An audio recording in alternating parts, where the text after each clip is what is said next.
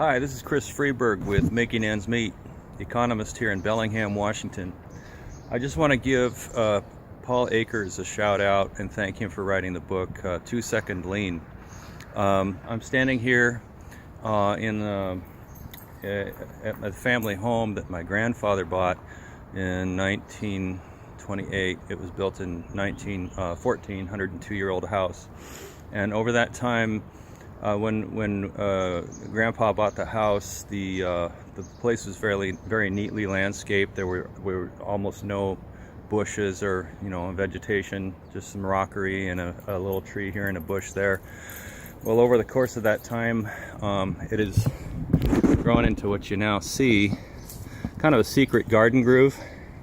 But there's so much vegetation that it's overwhelming. And my family's just sort of let it grow over the decades. But it got to be so bad that we were getting letters from the city that the trees were encroaching on, that people couldn't see the street signs, and they're growing close to the power lines, that sort of thing. So something had to be done. And around that same time, the Clean Green facility, where we normally take yard debris for chipping and composting, closed. So what do?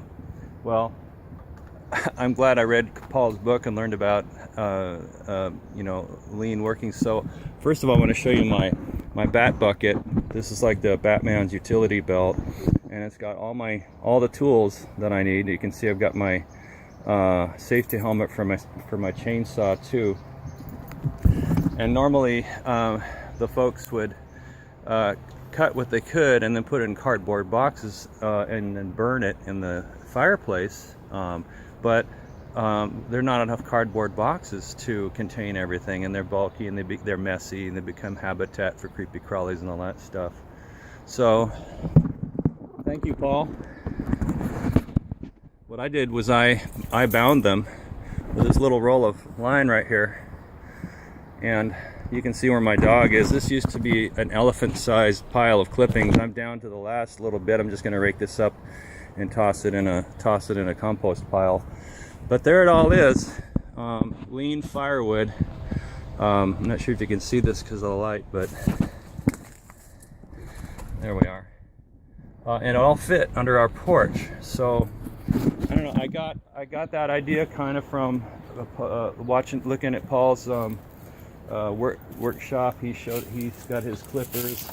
I've got my clippers right here, and the line right here. It's all been very easy. I just put it in, lay a line in the wheelbarrow here and bind it up one bundle at a time.